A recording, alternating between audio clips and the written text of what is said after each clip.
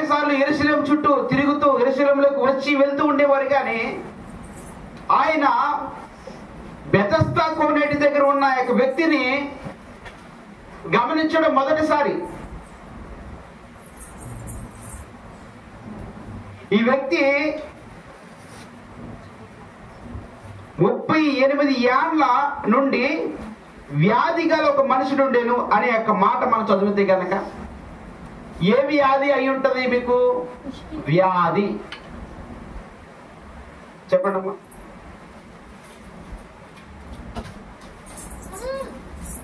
వ్యాధి అనే రాయబడ్డదట.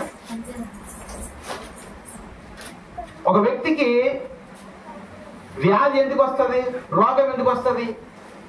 పాపం చేస్తే వస్తుంది.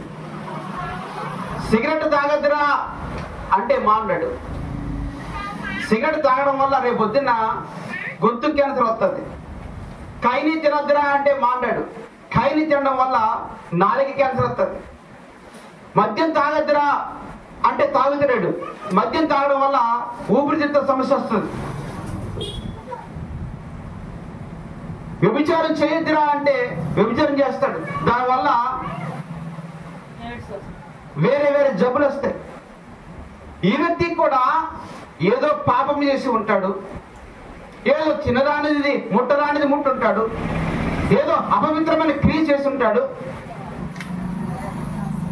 తద్వారాగా ఒక భయంకరమైన వ్యాధిని పొందుకున్నాడు. హల్లెలూయా.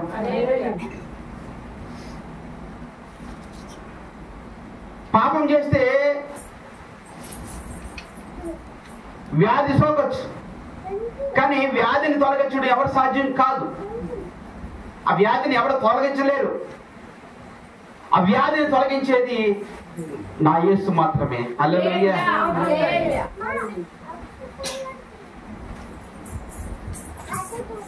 ఈ వ్యక్తి 38 ఏండ్లుగా అక్కడ ఉన్నాడంటే, ఈరోజు షుగర్ రావాలంటే కనీసం 20 సంవత్సరాల నుంచి 30 సంవత్సరాల వయసు ఉంటే షుగర్ వచ్చేస్తుంది. ఒకప్పుడు 60 సంవత్సరాలకి 50 సంవత్సరాలు షుగర్ వచ్చేది. ఇప్పుడు గుండెపోటు రావాలంటే 20 సంవత్సరాల నుంచి 30 సంవత్సరాలకి గుండెపోటు వచ్చేస్తుంది.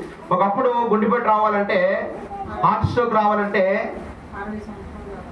60 సంవత్సరాలు 70 సంవత్సరాలు 50 సంవత్సరాల వరకే వచ్చేది హార్ట్ స్ట్రోక్. ఇప్పుడు 30, 20 ఇంకా ముందు కూడా వచ్చేస్తుంది.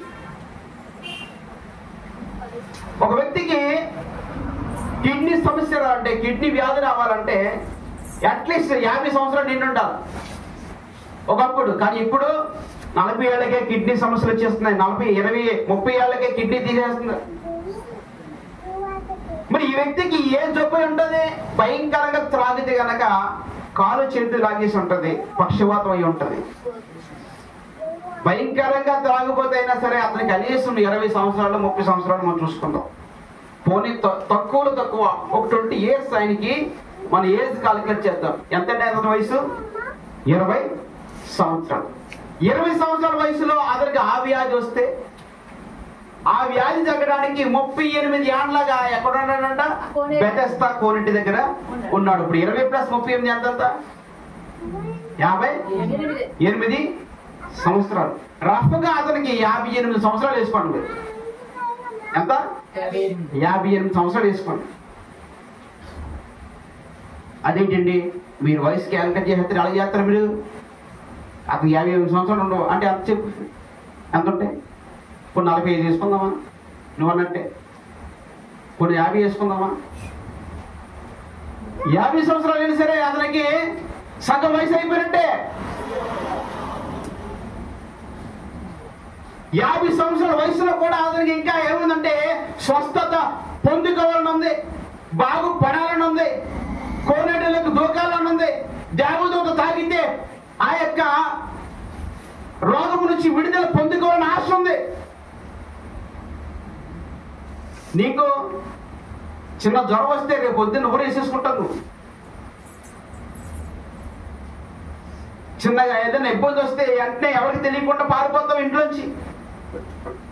ఏదైనా కష్టం కలిగితే ఎక్కడికి ఏ దరిదాపులకు పారిపోతే నువ్వు ఆ సమస్యను తొలగించుకుంటావో ఆ యొక్క సర్కిల్స్ అన్ని ఎతికేసుకుంటావు నువ్వు.